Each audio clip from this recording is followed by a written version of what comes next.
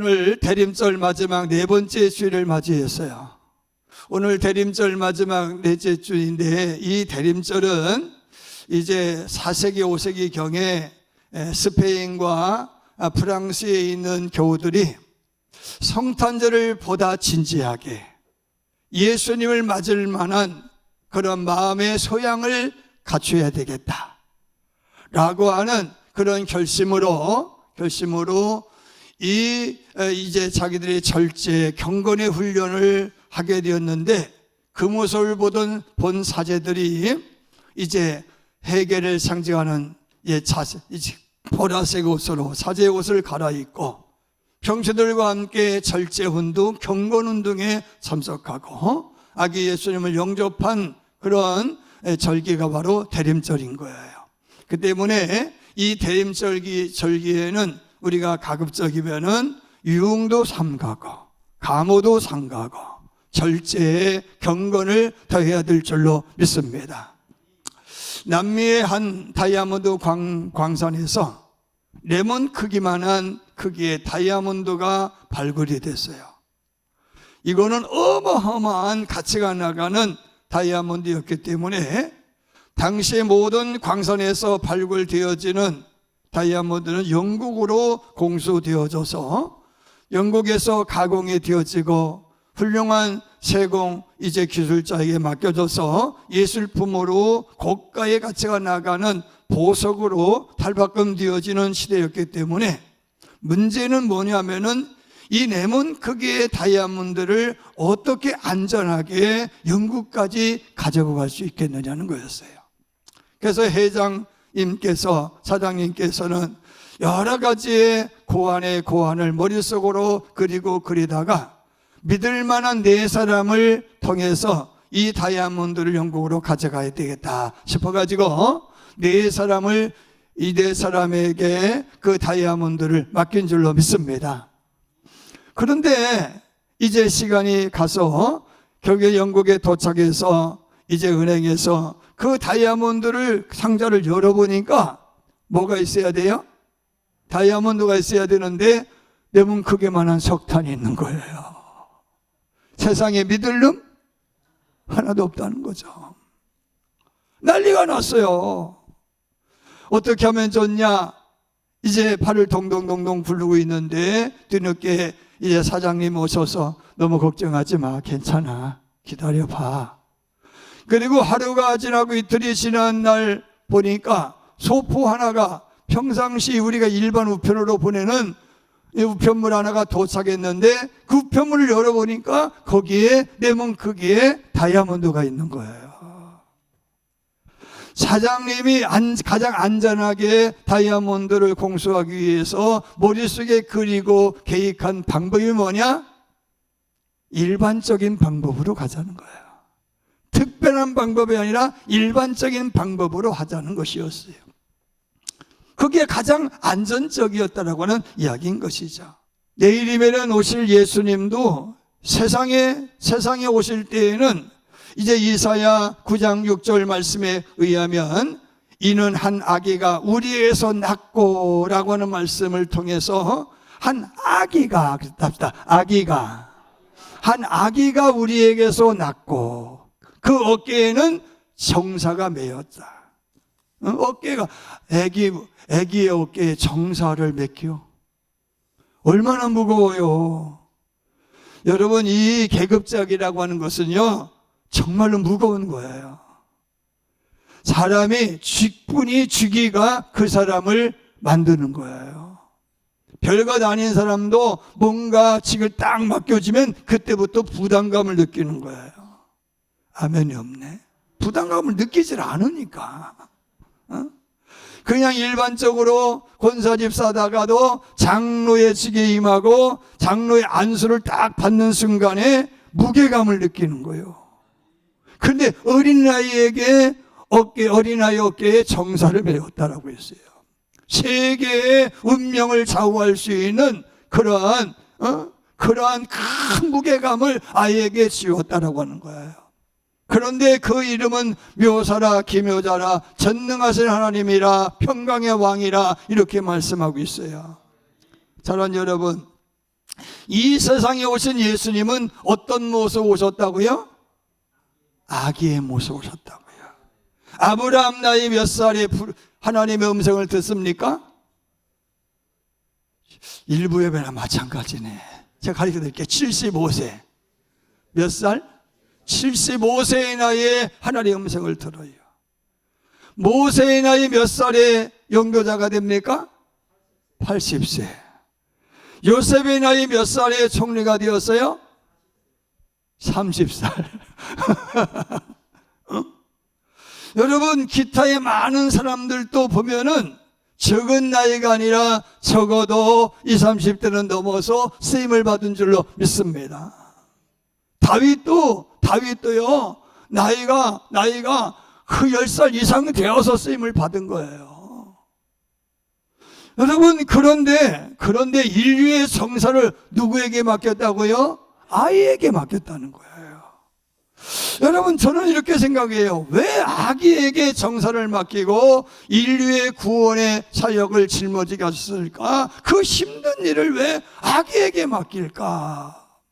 그리고 이 땅에서의 구원 사역을 이루기 위해서는 나이가 지긋한 연배의 사람을 불러서 쓰실 만한데 어째서 아이였을까? 이런 생각을 하는 거죠. 손주를 보니까 아기를 알아요. 평상시에는 애이 이쁜 걸 별로 모르다가도 손주를 보니까 애가 그렇게 이쁜 거야. 안 그런 것처럼 왜 그 멀뚱멀뚱 그러는 거예요. 그죠? 얼마나 이뻐요. 애기를 보고 아이고 무서워하는 사람 있어요? 여러분, 가브리엘 천사장이 나타나서 이 땅을 위해서 구주가 나섰으니라고 하는 말씀을 들은 천사들이라든지 더 나아가 마리아가 수태고지에서 너가 성령으로 인하여서 잉태를 하였다, 요셉에게 나타나서 너 아내 데려오기를 두려워하지 말아라, 이런 말씀하셨을 때 무서워했다, 기뻐했다? 대답 좀 해봐요. 무서워했다, 기뻐했다? 무서워했다. 부활하셨다라는 소식을 들었는데 무서워했다, 기뻐했다? 무서워했다. 여러분, 그런데 천사를 보고도 무서워했는데 아기를 보고 무서워할 사람이 있다, 없다? 없다. 여러분, 예수님 생각해 보세요. 예수 생각하면 무서운 존재요, 친근한 존재요, 다정한 존재요? 무섭지 않잖아요. 왜? 예수님은 아기의 모습으로 오셨기 때문이라는 거예요. 여러분, 오늘 이 아기의 모습으로 오신 예수님을 생각하면서 여러분 한번 생각해야 돼요. 내가 과연 남에게, 누군가에게 무서운 존재이냐, 거부감 있는 존재이냐, 아니면 친밀한 존재이냐, 다정다감한 존재인지를 생각해 보자는 거예요. 할렐루야. 여러분, 모든 세상의 아기는요, 사랑스러워요. 쳐다만 봐도 그냥 이쁜 거야. 그리고 아기는요, 꿈이야. 이 세상의 모든 아기가 사랑을 받고 그리고 보호를 받아야 될 이유 중에 하나는 뭐냐? 시대의 미래가 되기 때문에 아니겠어요. 예수님 보면은 저절로 꿈이 생기는 거예요. 할렐루야. 예수님만 쳐다보면 행복이 그냥 물밀듯이 밀려드는 거예요.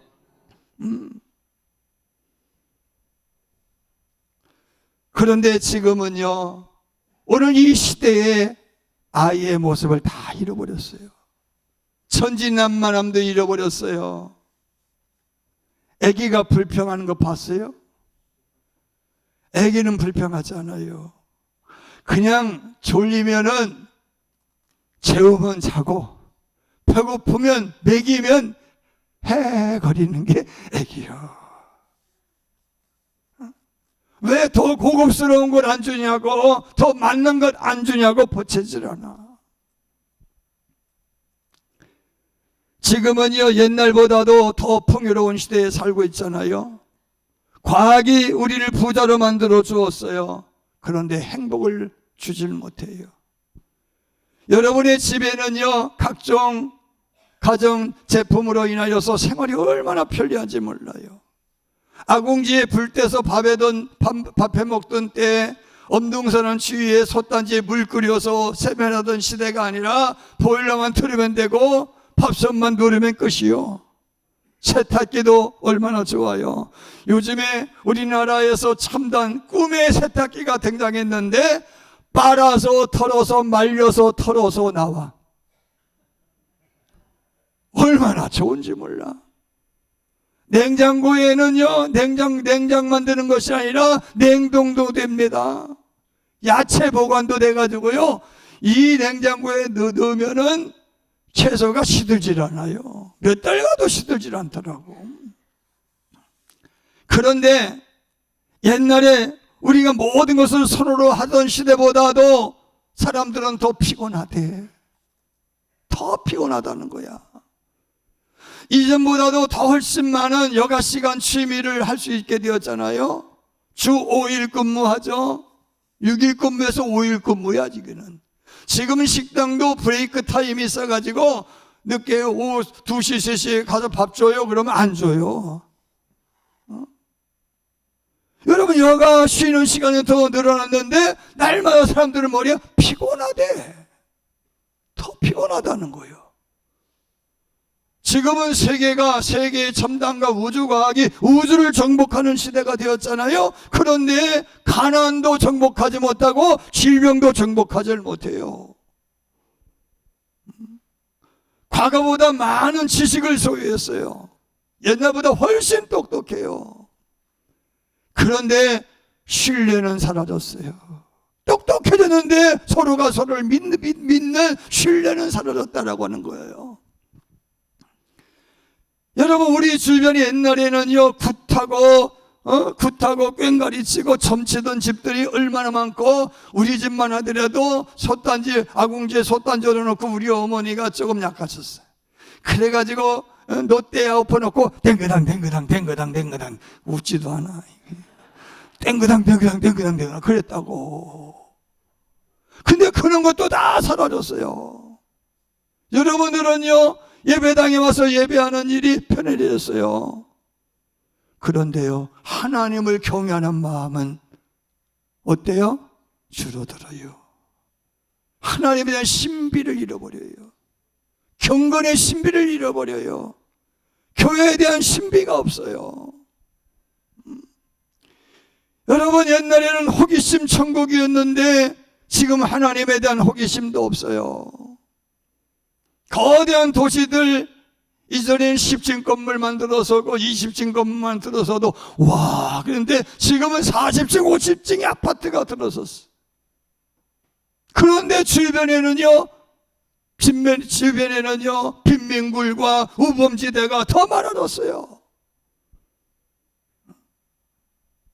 옛날보다 지금은 완벽한 통신수단이 있잖아요. 핸드폰 하나만 가지면은 전화도 할 수 있고, 영상도 할 수 있고, 금융거래도 할 수 있고, 그 다음에 여러분 시장도 볼 수 있고. 왜 아멘을 안 넣는 거예요? 내가 지금 틀리는 말을 하는 거잖아. 그죠? 어제만 하더라도 목사님, 그 커피 좀 사주면 안 돼요? 알았어. 1분도 안 걸려, 1분도 안 걸려. 얼마나 편한 시대예요. 근데 정작 들어야 될 소리는 안 들어요. 하나님과의 교제가 단절되어지고 통신수단은 발달했는데요, 하나님과의 긴밀한 대화는 사라졌어요. 이전에는요, 기도하다가 환상도 보았다고 하는데 지금은 환상 봤던 사람은 이상한 사람이에요. 정신 나간 사람이야. 주의 음성을 듣고자 하는 마음이 있었는데 주의 음성을 들은 사람이 이상한 사람이 되어버렸어요. 왜 그렇겠어요? 어른이 되어서 그래요. 너무 커서 그래요. 너무 지식이 자라서 그렇다, 그런 이야기예요. 너무 비대해져가지고 거만해지고 교만해져서 그렇다, 그런 말씀인 거예요. 그러니까 너무 똑똑해져가지고 자기 독성과 이기로만 사는 거예요. 너무 자기에 대한 자부심이 강해요. 여러분, 우리는 여전히 어린아기여야 돼요. 하나님 앞에 어린아기여야 돼요. 다윗이 어떻게 쓰임을 받습니까? 하나님 앞에 아이라고 그래요. 나는 하나님 앞에 아이라. 천방지축이요. 그러니까 아랫도리가 흘러내리는 줄 알고 춤을 추지. 그런데 하나님은 남들이 볼 땐 자기 와이프인 미갈이 볼 때에는 미쳤어. 그런데 하나님이 보실 때에는요, 야, 저런 천진난만하게 나를 사랑하고 내 기쁨 되게 하여 내게 웃음을 주게 하여 노력한 모습이 가상한 거야. 할렐루야. 여러분, 어린아이가 되세요. 조금 어리숙해지자는 얘기예요. 예수님은요, 만왕의 왕이신 하나님의 아들이셨지만은, 그런데 낙고처럼 이 땅에 오셨는데, 아니, 정도껏. 그래도 호탈방이나 요간방이나 오셔야 될 거 아니에요. 그런데 마구간에 오셨는데, 그것도 구유에 누우셨다고 하는 거예요. 그러면 우리가 일반적으로 사람들이 생각할 때, 그래도 가오가 있지. 그러면 생각해 보세요. 아니, 적어도 요간방은 돼야 될 거 아니에요? 5성급은 못해도 3성급은 돼야 되지 않겠어요? 라고 불평할 만한데, 예수님은 불평 한마디를 안 하셔요. 사랑하는 여러분, 이런 아기의 모습이 되자는 거예요. 내일 성탄을 맞이하면서 너무 우리가 어른스러운 척하지 말고 어린아이스러워지자, 그런 말씀인 거예요. 여러분, 아이의 모습으로 보면 오신 것이 아니라 오늘 본문의 말씀을 읽어보면은 가난한 자의 모습으로 오셨다겠어요. 가장 가난한 모습으로 오셨다는 거예요. 설명드린 대로 만왕의 왕이시잖아요. 만유의 주가 되시잖아요. 모든 것을 말씀 한마디면은요, 다 가질 수 있는 분이 예수님이시거든요. 그런데 말구에 오셨어요. 여물통에 누우셨어요. 바울은 이렇게 말을 해요. 가장 부유하신 자로서 우리들을 위해서 가난한 자가 되셨다. 우리를 위해서 합시다. 우리를 위해서 가난한 자가 되셨다. 가난한 자들 위로하기 위해서. 만왕의 왕인 나도 이렇게 가난할 수 있어. 그런데 나에게는 뭐가 있어요? 하나님이 있는 거야. 여러분, 어떤 경우에도 우리에게는 누가 있어요? 하나님이 계신 거예요. 그래서 예수님 말씀이 뭐예요? 심령이 가난한 자가 되라. 심령이 가난한 자가 되라. 심령이 가난한 자가 되라는 이야기는 배고픈 사람이 되라는 거야. 심령이 가난해져야 하나님을 찾아요. 야곱이 잘난 척하고 뽐냈어요. 그리고 외삼촌 라반의 집에서 나름대로 성공을 거듭한 거예요. 얼마나 약삭거렸으면 신풍나무, 박달나무 가정에 꺾어가지고 심어놓고 껍데기 벗겨놓고 교미시키면은 흰둥이가 아니라 점배기가 나온다고 착각을 하고 거짓거리를 했겠냐고. 야곱이가 믿음의 사람이요, 그게? 믿음의 사람이 세상 풍습을 쫓아가느냐고요. 그런데 하나님이 약속한 게 있어서 복을 주셔요. 여러분, 우리 하나님을 알아야 돼. 야곱이가 하나님 앞에 신실해서 복 있는 사람이 된 것이 아니라 야곱에게 약속했기 때문이라는 거야. 오늘 여러분들이 복을 받아야 될 이유는 하나님의 약속이 있기 때문인 거예요. 이 약속을 믿기를 주님으로 축원합니다. 야곱은 행동 거지는 방정하지 못해도, 분행은 방정하지 못해도 약속은 믿는 거예요. 약속은 믿는 거야. 여러분, 신앙이라고 하는 것을 우리는 착각하는데, 성인군자가 되고 도덕, 윤리적인 사람이 되는 것을 착각하는데, 우리는 조금 그렇지 못해요. 나나 여러분이나 도찐 개찐이요. 세상 사람들이나 예수 믿는 사람이나 도찐 개찐이요. 그렇지만 우리는 뭘 믿어요? 하나님의 약속을 믿는 거야. 이걸 뭐라고 그래요? 소망이라고 그러는 거야. 여러분에게는, 저에게는 소망이 있는 거예요. 하나님의 약속은 이루어진다. 아멘. 야곱의 마음에는요, 하나님의 약속을 믿는 거예요. 그래서 하나님의 복을 받아가지고 기분 좋게 떳떳하게 고향으로 돌아가야 되는데, 그래도 그 마음속에 불신이 남아 있었던지 우리 사속말로 어렸을 때 우리가 쓴 언어로 답시다. 톡꼈다. 톡꼈어.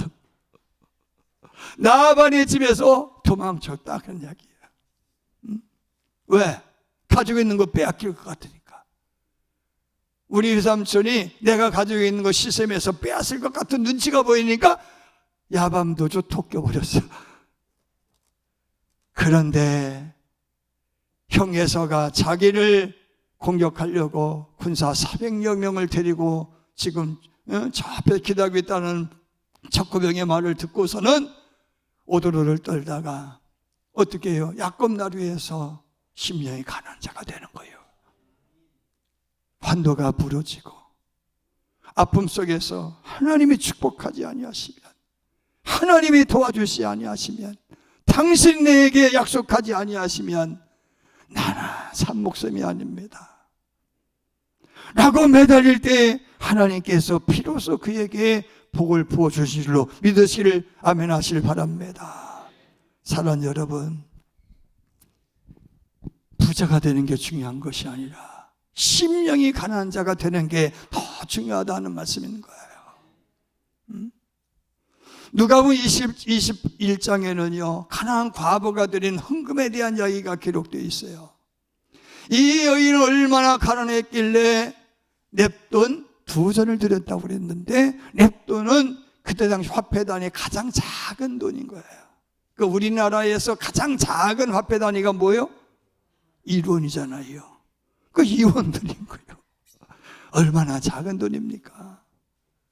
근데 가난한 중에 드렸는데 예수님이 하신 말씀을 보니까 생활비 전부를 드렸다고 말씀하고 있어요. 그러면 이 여자의 가난함은 얼마나 가난했느냐라는 말씀을 원어를 통하여서 해석을 해보면은 일상의 삶이 불편할 정도, 일용할 양식이 없어서 그냥 전전할 정도의 가난함이 아니라 구걸해야 될 정도의 가난함을 이야기하는 거예요.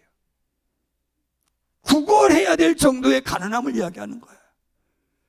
여러분, 이 여인은 구걸할지언정 은혜는 잃어버리지 않은 거예요. 할렐루야.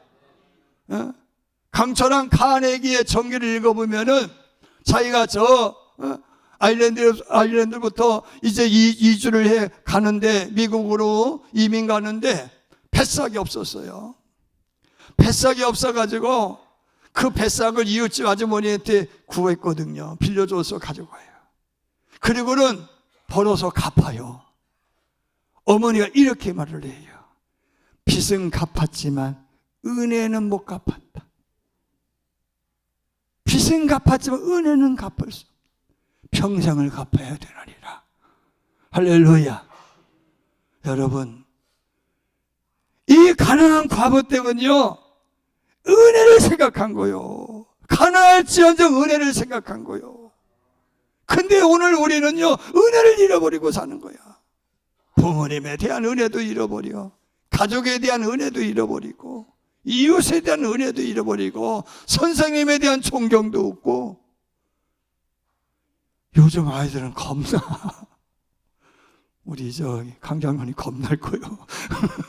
덩치는 훨씬 더 크지. 얼마나. 여러분, 심령이 가난해주세요. 성탄절에 여러분의 심령을 좀 비우자는 거예요. 육심을 비워요. 은혜로 채우기를 주님으로 축원합니다. 뿐만 아니죠, 예수님은 이 땅에 오시는 순간부터 고난받으셨어요. 헤롯 대왕이 만왕의 왕이 출생하셨다는 소식을 듣고서는 그때부터 아니 나와 자웅을 겨룰 왕이 또 있단 말이야 해가면서 그 베들레헴 주변에 한 2,000여 명의 아이들을 사륙했다는데, 그 역사적인 확실한 고정은 없지만 한 2,000여 명의 아이들을 죽였다고 그랬어요. 그 피바람을 피해가 예수님께서 피난길에 오셨는데 핏덩인 거예요. 핏덩이. 그 과정이 얼마나 힘들었겠어요. 애국까지 내려가셔서 저도 예수님께서 거기에 피난 오신 피난교회에 가보았지만은 얼마나 힘든 과정이었겠어요. 거기서 이제 나중에 좀 자라가지고 정착할 만한데, 자리를 잡을 만한데, 아버지가 목수였으니까 잡을 만한데, 거기서 또 하나님이 가라고 하니까 또 나사렛까지 가잖아요. 그 길도 약간 고단하지 않았을 거예요. 옛날에 제가 우리 아버님, 우리 어머니 생각하면 좀 미안한 게 있어요. 바쁘시잖아요. 바쁘시면은 이제 논에 혹은 밭으로 일 가시면서 진수야, 물 좀 채워놓거라, 물동이에 물 좀 채워놓거라. 그럼 나 왜 이렇게 싫어 그게? 왜 이렇게 싫어? 한 지금 보면 거리가 한 300m도 안 되는 거리인데, 동네 우물에서 300m도 안 되는 거리였는데 뺀질거렸어. 써 있잖아, 뺀질이.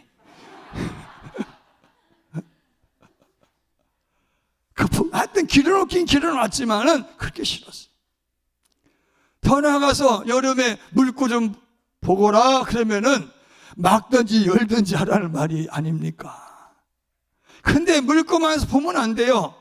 그 아랫집 농 주인이 이상하게 먹은 바로 윗집 아저씨인데 작대기를 국수를 또 쏘는 거야. 그럼 어떻게 돼요? 물이 다 빠져나가는 거야. 꼭 작대기를 국 받아.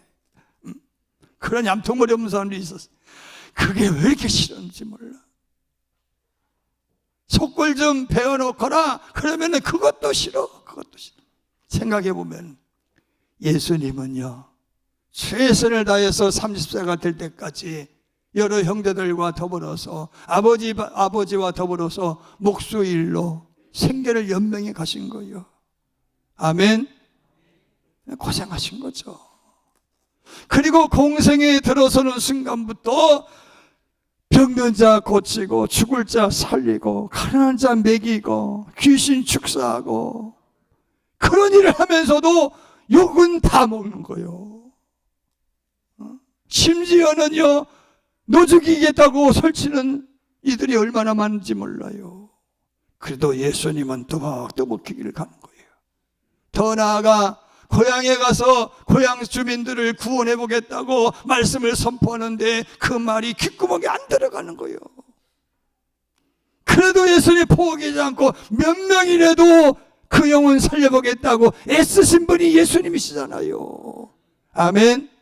신앙은 그런 거예요. 여러분, 신앙은 대접받으려고 하는 게 아니에요. 어느 목사님 설교하는 거 들어보니까 그 설교가 참 마음에 와닿더라고요.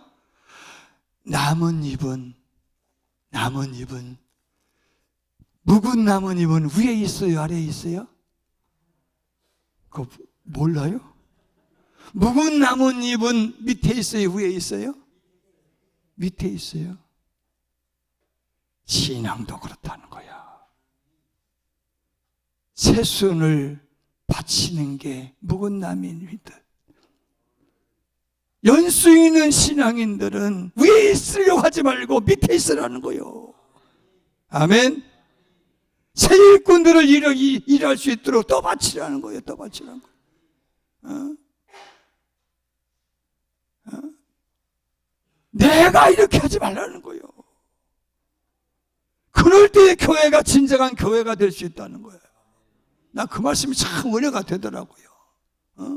예수님이 포도나무에 비유하셨는데 포도나무가 됐든 모든 나무를 보면은 연수 있는 나뭇잎은 전부 밑에 있는 거다. 가지는 다 밑에 있다.